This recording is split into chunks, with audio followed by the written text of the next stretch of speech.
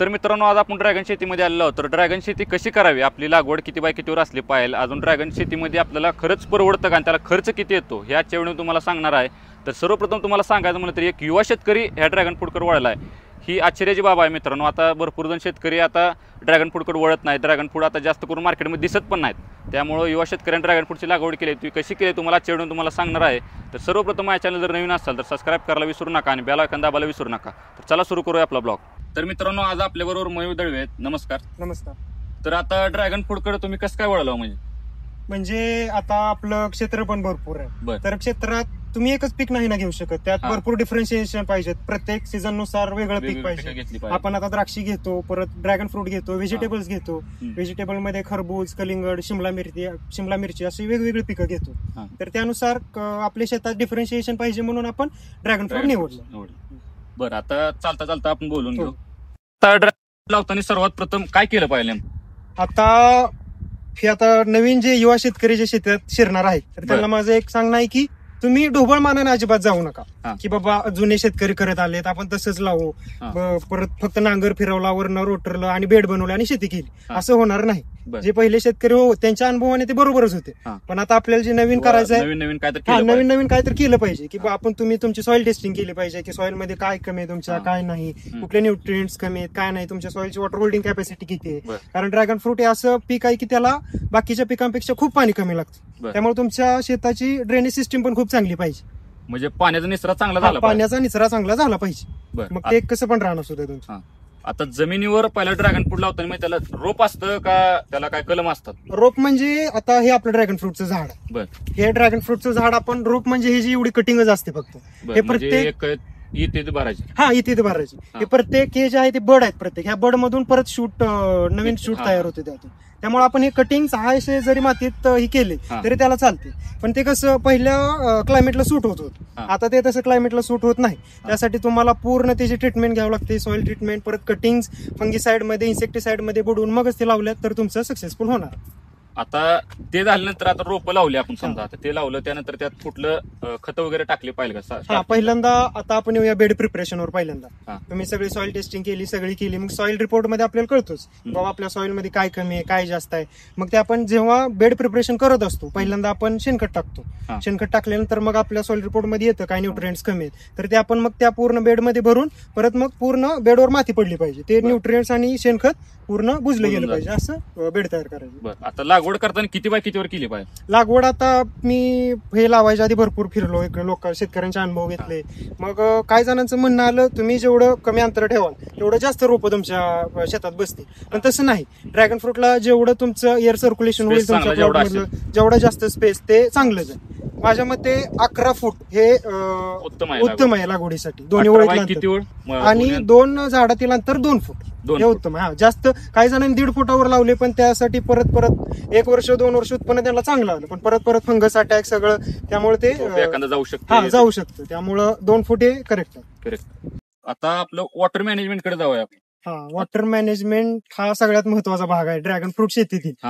आता दोन्ही झाडातला मधला आता डबल ड्रिप असली पाहिजे का सिंगल ड्रिप असली पाहिजे? हे खूप महत्वाचं आहे. कारण आपण एका ठिकाणी आता 2 झाडातील अंतर आहे आपलं 2 फूट, तर 2 फुटावर आपण इकडच्या साईडला एक रोप लावतो आणि पलीकडच्या साईडला एक रोप लावतो. तर काही शेतकऱ्यांचं असं केलं होतं की त्यांनी एका साईडनेच ड्रिप टाकली होती, बाबा जास्त पाणी सोडलं तर आपण भिजल. पण तसं नाही. कारण प्रत्येक पिकाचं तुम्ही बघू शकता जेवढा तुमचा रूट झोन जास्त तेवढं त्याला न्यूट्रिएंट्स गेन करायचं सगळी कॅपॅसिटी जास्त असते. त्यामुळे जर दोन्ही साईडनी जर तुम्ही ड्रिपर टाकले आणि झाडाच्या एक अर्धा फूट जर साईडला ड्रिपर ठेवली तर रूट झोन तुमचा चांगला वाढतो आणि त्याला न्यूट्रिएंट घ्यायसाठी बरोबर व्यवस्थित जातात. वॉटर मॅनेजमेंट म्हणलं तर आता तुम्ही तुमची पाईपलाईन कशी आहे? पाईपलाईन म्हणजे आपण एका साईडून मेन लाईन आणलेली आहे पूर्ण, आणि त्या मेन लाईनीला मधून एक सब लाईन टाकलेली. मधून का टाकली तर दोन्हीकडे सारखं आपलं पाणी पडावं त्यासाठी. तर सब लाईन झाली आणि परत लॅटरल हातरून घेतली. लॅटरल झालं. सगळ्यात महत्वाचं पाणी किती सोडायचं बाबा यात. तर ड्रॅगन फ्रूटचा सगळ्यात महत्वाचा पिरियड असतो समर मध्ये, जो की पाण्याला खूप सेन्सिटिव्ह असतो ड्रॅगन फ्रूट. तर समर मध्ये काही जणांचं म्हणणं ज्या ते आपल्या सॉइलवरून ठरवायचं तुम्ही सॉइल रिपोर्ट मध्ये आपली कशी सँडी सॉइल आहे, लोमी सॉइल आहे का क्ले सॉइल, त्यानुसार आपण ठरवायचं की आपले जमिनीला किती पाणी लागतं. तर समरमध्ये जर तुमच्याकडून जास्त पाणी झालं हम्म. आणि खाली जर ओलावा जास्त राहिला तर ड्रॅगन फ्रूटला सनबर्निंग होते. बरं. सनबर्निंग म्हणजे काय, जे आपलं हे शूट असते त्याला पूर्ण, शूट दाखवा हा. बरं तुम्ही. ही आपली शूट असते आणि समजा जास्त पाणी झालं तर हा हा. प्रॉब्लेम येतो. असा पूर्ण वरचे शूटचे जे मास आहे उजवा आले. हा मास निघून जाते आणि फक्त आतला आतला आपला पाक- मेन भाग हा, गाभा main भाग राहतो. राहतो फक्त. त्याच्यावर काय इलाज त्याच्यावर काही सुद्धा नाही. तुम्हाला एकतर मग शेडनेट जर मी फिरलो शेडनेटचं पण बघितलं, हा. पण शेडनेटचं कसं ड्रॅगन फ्रूटला समर पिरियड मध्ये 8 तास तरी ऊन लागतं. बर. हा, मग आपण समजा शेडनेट टाकलं तर ते आपल्याला शक्य होत नाही की बाबा शक्य होत नाही. सकाळून हा. काढायचं आणि टाकायचं, दुपारून टाकायचं. टाकायचं, हा. हे एक अर्धा एकर पाऊण एकरावर शक्य आहे, पण आपला प्लॉट आहे ते प्लॉट- 5 एकरावर पूर्ण प्लॉट आहे. बरं 5 त्यामुळे एकरावर आहे. हा, आता 5 हे एकरावर. सध्या किती एकर प्लॉट आहे? हे 1.5 एकराचा प्लॉट आहे, कारण आपण पहिल्यांदा अनुभव घ्यायसाठी 1.5 एकरावर केलं होतं. बरं. आणि दुसरा आता हे किती वर्षाचा आहे? हे आपलं ह्याला आज 13 महिने पूर्ण झाले. हा, आणि दुसरे प्लॉट दुसरा प्लॉट आहे त्याला आज 15-16 दिवस झाले लावून. 15-16 दिवस. म्हणजे इथले डायरेक्ट रोप तयार करून लावलेत का विकत आणले? नाही विकत आणले ते रोप. अजून कसं हे जे अजून तेवढी मॅच्युरिटी झाली नाही की बाबा शूट पुढचं तयार ग्रोथ करावं. तयार करू शकतो. हा. आता वॉटर मॅनेजमेंट झालं आपलं, पण वॉटर मधनं आपल्याला कोणकोणती खतं सोडली पाहिजे? हा, ते पण खूप महत्वाचं आहे. तर त्यासाठी आता बाकीच्या शेतकऱ्यांनी मला सांगितलं होतं हा. बाबा तुम्ही ह्याला 05234 सोडा, 1919 सोडा, 12 सोडा, असं हा, सोडा, तसं म्हणजे- सोडा. पण ते त्यांच्या ठिकाणी बरोबरच होते. हा. पण खरं तर नवीन जे शेतकरी आहेत त्याने अभ्यास केला पाहिजे बाबा ड्रॅगन फ्रूटला खरंच कोणत्या स्टेजला कोणतं औषध हा, लागलं पाहिजे? कोणत्या स्टेजला कोणतं औषध पाहिजे. आणि ते भरपूर आपल्यापाशी जे म्हणतो मटेरियल आहे, आपण रिसर्च पेपर असतील, हा. परत कोणत्या सायंटिस्टचे जे व्हिडिओ असतील ते प्रत्येक त्यात सांगत असतात की आपल्या ड्रॅगन फ्रूट प्लांटमध्ये एवढे आपले न्यूट्रिएंट्स आहेत, त्याला तेवढे लागतात, असं तसं त्यावरून ठरवायला पाहिजे. हा, म्हणजे खतं ज्या त्या स्टेजला जे ते दिली हा, ज्या पाहिजे. त्या दिले पाहिजे. असं नाही की बाबा वाढायला लागले तर द्या 19 हे ते, असं नाही. हा, म्हणजे आपलं आता समजा फ्लॉवरिंगच्या स्टेजला असतं तर आपण 1261 म्हणा, दुसरे अजून हा, 0-0-50 आता सोडा. हे पण महत्वाचं आहे. जेव्हा आपली शूट ग्रोथ जेव्हा तारापर्यंत येते, हा. तर तारापर्यंत आल्यानंतर नवीन फुटण्यासाठी 1261 खूप महत्वाचं हा. आहे. जेव्हा आपण वर तारापर्यंत आल्यावर त्याचा शेंडा मारतो, हा. तर त्यावेळेस 1261 त्याच्यातून जाणं खूप महत्वाचं आहे. त्यानं नवीन शूट तयार होतो. आणि फळ लागल्यानंतर परत 0-0-50 वगैरे हा, फळ लागलं- फुगवण्यासाठी. हा, फुगवण्यासाठी आपल्याला पोटॅश महत्वाचंच आहे. पण ते हा. पोटॅश कधी सोडायचं? जर फ्लॉवरिंग मध्ये पोटॅश जास्त झालं तर हा. आपलं फ्लॉवरिंग गळू शकतं. गोळू शकतो. हा, त्यामुळे जेव्हा फ्रूट सेट होतील हा. तेव्हा पोटॅशची लेवल वाढवली पाहिजे. आता झाडामधले दोन्हीचे झाड, आता समजा इथं किती झाड आहेत ह्या दोन्ही पोलच्या मध्ये? हा, आता पोलवर आलो. आधी सांगतो मी की आपला जर 1 एकराचा प्लॉट असेल तर 1 हा. एकरात साधारणपणे स्क्वेअर जर प्लॉट असेल तर 400 ते 420 पोल बसतात ते. बर. त्या 2 पोल मधील अंतर असतं 10 फूट. हा. आणि 10 फुटाच्या मध्ये आपण 5 बांबू लावलेले असतात, 2 फुटावर. हा. आणि प्रत्येक बांबूला इकडून 1 रोप आणि इकडच्या साईडने 1 रोप, असं दोन्ही रोपं. पोलच्या मध्ये 10 रोप.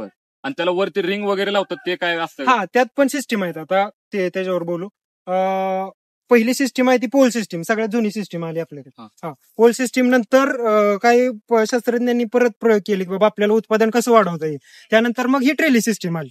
ट्रेली सिस्टीम मध्ये कसं असतं, पोल असतात पण पोलवर रिंग नसते. हा. पोलवर डायरेक्ट एक आडवा अँगल टाकून त्याच्यातून 4 तारा टाकल्या तारा असतात. मग त्या तारावर परत आपण ते वर वाढवू जे शकतो. शूट जे निघतात ते बरोबर हा त्यावर हा, पडतात. त्याच्यावर पडतात. आणि पोलवर कसं एकरी 2200 ते 2300 रोपं बसतात ड्रॅगन बर. फ्रूटची. हा. आणि ट्रेली सिस्टीम आहे त्यात एकरी 4300 4400 रोपं बसतात.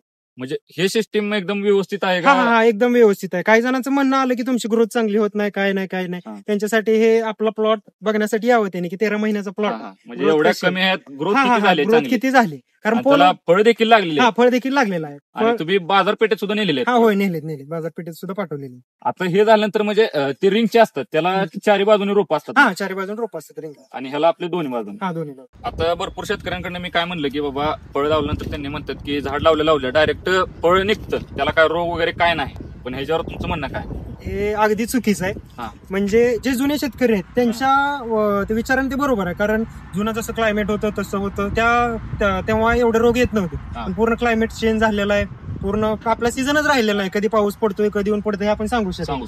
त्यामुळं आता ह्या 2 वर्षात ह्याच्यावर भरपूर रोग आलेले आहेत. अँथ्रॅक्नोज असेल, स्टेम रॉट असेल, रूट रॉट असेल, हे असे नवीन रोग येत आहेत. त्यामुळे जे नवीन ड्रॅगन फ्रूट लावणार आहेत त्यांनी खरंच याबद्दल आधी माहिती घ्या. कारण आमच्या सुद्धा प्लॉटमध्ये थोडाफार भाग झालेला होता तसा, फंगसमुळे थोडा अटॅक झाला होता, पण ते आम्ही कंट्रोल केलं काही औषधांनी. म्हणजे ह्याला फंगीसाइड खूप महत्वाचे आहेत. हा, खूप महत्वाचे आहेत. म्हणजे ह्याला सारखी लागत नाही की बाबा तुम्ही आज फवारलं उद्या फवारलं, असं नाही. पण त्याच्या टायमिंग नुसार त्या दिवशी ती फवारणी झालीच पाहिजे की बाबा तुम्हाला आज ह्या शूटवरती कुठं तुम्हाला थोडा टिपका दिसला कशाचा रोगाचा येते, तर तुम्ही त्याचं लगेच निरीक्षण करून ते फंगीसाइड मारले. आता रोग ह्याला कोणकोणते येतात? रोग ते सांगितलं मी, एन्थ्रॅक्नोज, स्टेम रॉट, रूट रॉट, हेच म्हणजे आता मराठीत सांगायचं म्हणलं तर तांबेरा हा सगळ्यात ड्रॅगन फ्रूटला घातक रोग आहे. हा. सगळ्यात जास्त रोग येणारा तांबेरा मध्ये. हा. त्याचे तांबडे तांबडे टिपके येतात, नंतर ते डार्क ब्राऊन होऊन नंतर पूर्ण काळं पडून ते सडते पूर्ण. सडते त्याच्यावर विलाच काय? विलाज म्हणजे पहिल्यापासून तुम्ही कॉपर बेस्ड फंगीसाइड वापरले पाहिजे. परत तुमचं जमीन सगळ्यात महत्वाचं पाण्याचा निचरा झाला पाहिजे. पाण्याचं आता मी बघितलं तुमचं पूर्ण पाण्यात असं पूर्ण खाली फ्लो हा केलेलं पूर्ण स्लोप करतानाच आपण पहिल्यांदा स्लोप नुसार केलेला आहे, कारण हा. पाणी निघून जायला पाहिजे बाहेर सगळं. सीझन कोणता असतं नेमक्या? लागवडीचं सीझन पहिले जे शेतकरी होते, मी ज्यांचा अनुभव घेतला, ज्याच्याकडून शिकलो, ते म्हणायचे की तुमचा पाऊस चालू झाल्यानंतर तुम्ही लागवड करा, ते चांगले असते. पण आता काय नवीन आपलं क्लायमेट चेंज झाले, त्यामुळे तुम्ही एप्रिल मे जेवढं तुम्ही लवकर लागवड कराल तेवढं तुमचं वर्षात फळ चालू होणार. हा सुद्धा प्लॉट आपला जरा प्लॉटला उशीरच झालेला आहे लागवडीला. आपण नवीन प्लॉटमध्ये सगळी सुधारणा केलेली आहे, ती पण आपण थोड्या वेळात बघूच. बरं, आता ते झाल्यानंतर याला म्हणजे किती वर्ष चालतोय एकदा लावल्यानंतर? एकदा तुमच्या ते प्लॉट तुम्ही कसं त्याचं मॅनेजमेंट करताय, कशी केअर करताय त्याच्यावर. हा, जोपासणे कसं कमीत कमी प्लॉट हा तुमचं 20 वर्ष चालतोय. 20 वर्ष काय चांगलं हे हा, करतात. चांगलं हे करतात तोपर्यंत. आता लागवडीपर्यंत झालं, पण फळ किती वर्षात लागतं याला? हा, हे पण महत्वाचं आहे. फळ आता आज आपण समजा जून मध्ये लागण केली, आपण जून मध्ये लावलं, एक 10-15 तारखेला लावलं, तर तिथून पावसाळी सीझन चालू होतं पूर्ण. आणि पावसात त्याची खूप ग्रोथ होते, कारण त्याला तसं क्लायमेटिक सगळं सिच्युएशन असतात, सगळं असतात, त्यामुळे खूप चांगली ग्रोथ होते. आणि त्यात मेन असतं परत न्यूट्रिएंट मॅनेजमेंट. जर तुम्ही त्याला प्रॉपर न्यूट्रिएंट मॅनेज दिलं, सगळं केलं, आपला हा प्लॉट आहे 11व्या महिन्यात सुरू झालेला. बाकीच्यांचे मी पहिल्या शेतकऱ्यांकडे फिरलो, सगळे अनुभव घेतले, त्यांचं म्हणणं की 1.5 वर्षाशिवाय फळ लागत नाही. पण मी पूर्ण ह्याला केअर मॅनेजमेंट सगळं प्रॉपर केल्यामुळे आपलं 11व्या महिन्यात फळ चालू झालेलं आहे. 11व्या महिन्यात फळ लागलेलं आहे. 11व्या महिन्यात फळ लागलं. बरं, आणि हे 11व्या महिन्यात फळ लागलेलं आहे, हे आता साधारणपणे कितीपर्यंत अवरेज दिली? अवरेज पहिल्या वर्षी अवरेज एवढं निघत नसतं, कारण त्याची शूट ग्रोथ नसते पूर्ण प्रॉपर, प्रत्येक शूट वाढलेली नसते. त्यामुळे पहिल्या वर्षी नाही म्हणलं तर एक 4-5 टनापर्यंत आपण काढू शकतो. 4-5 टन.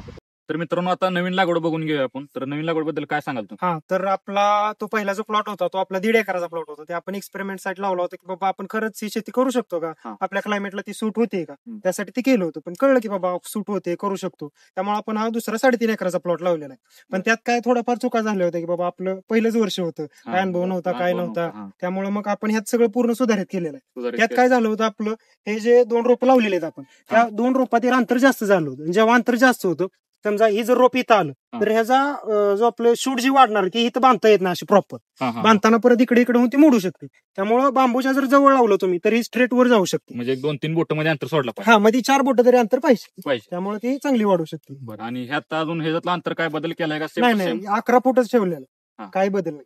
ड्रॅगन फ्रूट शेती एखाद्या शेतकऱ्याला करायचं समजा म्हणलं तर त्याला खर्च किती येईल एकराला?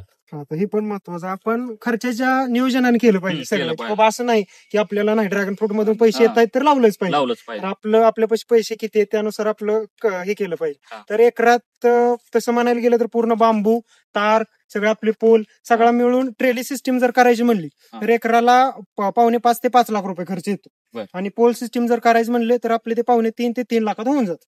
म्हणजे खर्च स्टार्टिंगची इन्व्हेस्टमेंट भरपूर आहे. हा, स्टार्टिंगची इन्व्हेस्टमेंट भरपूर आहे, हे सगळ्यांनी समजून घ्या. आणि रोप कितीला भेटते?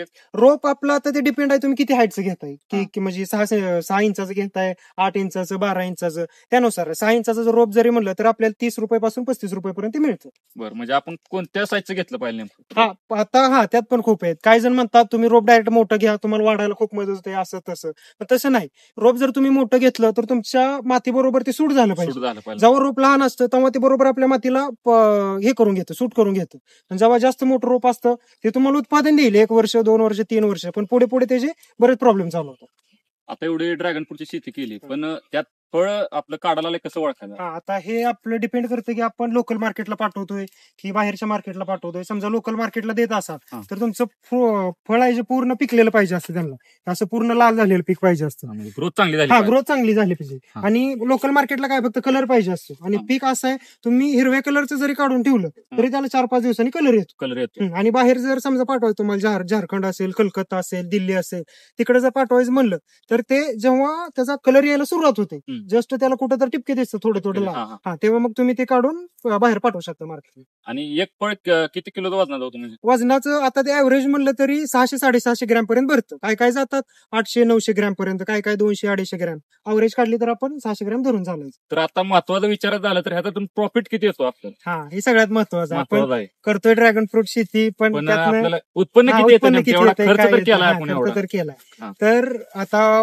मी आता फिरलो भरपूर बाहेर शेतकऱ्यांकडून, प्रत्येकाकडून तेच म्हणणं येत होतं, नाही खूप पैसा आहे, 20 लाख एकरी निघतात, 25 लाख एकरी निघतात. बरं. मग ते जुनी शेतकरी कसे असतात आपले, जे थोडे कमी शिकलेले कमी बाबा, शिकलेले, त्यांना हा. हे आकडे ऐकून बाबा उत्सुकता येते, उत्सुकता येते, नाही हा. आपण केलंच पाहिजे. 20 लाख एकरी होते तर म्हणल्यावर काम केलंच नाही, काय पाहिजे, नाही, हा. केलंच पाहिजे. आश्चर्य पण वाटतं हा, त्यांना. आश्चर्य वाटतं. पण तसं काही नाही मित्रांनो, होतील पैसे तुमचे 20-25 लाख काय, पण तुम्ही जसं त्याचं मॅनेजमेंट कराल तसं तुमचे पैसे होणार आहेत. जेवढं माझ्यानुसार झटेल तेवढं चांगलं. हा, जेवढं झटल तेवढं चांगलं. माझ्यानुसार तुमचा समजा पहिल्या वर्षी 5-6 टन माल निघाला, ऍव्हरेज आपण 80 रुपयाने धरू, बरं. 8-45 पहिल्या वर्षी तुमचे 4-5 लाख रुपये होऊ शकतात. त्याच्या पुढच्या वर्षी तुम्ही चांगलं केलं तर 15-20 टनापर्यंत आपण माल घेऊ शकतो. म्हणजे स्टार्टिंगची इन्व्हेस्टमेंट तर आपल्या पहिल्या वर्षात निघून जाईल हा, आपलं वर्ष, दीड जर वर्ष. चांगलं मॅनेजमेंट केलं तर निघून जाते पहिल्या वर्षी. म्हणजे एवढं घाबरण्याचं काय कारण नाही, नाही की नाही, काय बाबा घाबरण्याचं आपलं दुष्काळात काय तर हा, झालं नाही, म्हणा, नाही, समजा त्यात काही ग्रोथ नाही. नाही झाली झाडाची, नाही नाही का तर काय बाकी प्रॉब्लेम नाही. बाकीच्या पिकांना कसं जास्त पाऊस झाला बाबा ते हे असतं, पण ह्याला तसं नाही. हा. जेवढा जास्त पाऊस तेवढं जास्त फळ. एकरातून आपल्याला साधारणपणे चांगलं जर आपलं पीक चालू झालं हम्म. त्याला एकरातून किती उत्पन्न निघतं आपल्याला? एकरात आता ह्याचं कसं, जूनला बहार चालू होतं पाऊस पडल्यानंतर, जून पासून ते नोव्हेंबर पर्यंत असे कमीत कमी 5 आणि जास्तीत जास्त 6 बहार होतात. 5-6 बहार आपण धरून चालायचे. तर पहिल्या बहाराला कसं, पहिला पाऊस असतो त्यामुळं जास्त फुलं लागत नाही. हा. पहिल्या बहाराला आपल्याला मिळू शकतो 2 टन माल, 2.5 टन माल एकरातून. एकरात आणि जसं जसं वाढत जाईल, जसं जसं पाऊस वाढत जाईल, तसं प्रत्येक बहाराला आपल्याला 3 टन 4 टन असं मिळत जातं. चालू राहणार. हा, चालू राहणार. वर्षभर आपलं कंटिन्यू फळ चालू राहणार. हा, वर्षभर म्हणजे जून पासून ते नोव्हेंबर पर्यंत. हा, तिथून पुढे आपली परत रेस्ट पिरियड राहणार. हा, रेस्ट पिरियड म्हणजे नोव्हेंबर मध्ये परत आपल्याला हे पूर्ण जे आपण बेड तयार केलेलं आहे, हम्म. तर बेड पूर्ण आपल्याला ते जे आपला सेन्सर रोटावेटर आहे किंवा दुसरं आपलं साधं उपकरण असेल त्याने हा. पूर्ण बेड फोडून त्यात आपल्याला बेसल डोस भरावा. बेसल डोस भरून परत फिरसा हा, आपण परत बंद करून फिरसा. टाकू. हा, परत मग जून पर्यंत रेस्ट पिरियड परत सेम टू सेम असं चालत राहणार. हा, सेम टू सेम ही जी सायकल ती चालत राहा. आता ग्रोथ पर्यंत तर झालं, पण आपलं फळ आपल्याला एकरातून किती टन माल निघू शकतो जास्तीत जास्त? जास्तीत जास्त तुम्ही चांगलं काम केलं तर 23-24 टनापर्यंत मी बागा बघितल्या नाहीत एकरात. एकरात. हा, एकरातून. आता तुमचा पहिल्या वर्षी किती झालेला आहे नेमकं? पहिल्या वर्षी आपलं कसं उशिरा लागण झाली, 11व्या महिन्यात फळ चालू झालं. हा. पण काय आपल्यात क्लायमेटिक चेंज होते, सॉइलचं थोडंफार हे होतं, हा. त्यामुळे आतापर्यंत आपण 80 ते 85 कॅरेट दिलेले आहे. बरं, 80 ते 85. त्यातून तुम्हाला कसा भाव भेटला? भाव आपल्याला जास्तीत जास्त मिळाला 122 रुपयेपर्यंत, आणि कमीत कमी म्हणलं तर 72-73 रुपयेपर्यंत मिळालं. बरं. आणि प्रॉफिट एकूण म्हणजे किती झालं नाही? आता बघा, 80 कॅरेट म्हणलं तरी 20 किलोचं कॅरेट असतं, 8×2=16. एक 1.5-2 टनाच्या आसपास निघालेला आहे आपल्याला. बरं. 2 टना जर 100 रुपयांनी जरी धरलं तरी 2-2.5 लाख रुपये झालेले. म्हणजे चांगलं बऱ्यापैकी तर हा, झाले. बऱ्यापैकी झालेत. मला बाकीच्या शेतकऱ्यांना असं सांगायचं नाही की बाबा हा माझे 10 लाख रुपये झाले पहिल्याच वर्षी, खोटं बोलत असं नाही हा, सांगा. खोटं बोलून अजिबात नाही. जेवढे काय झाले शेतकरी आहे? हा, रिअल.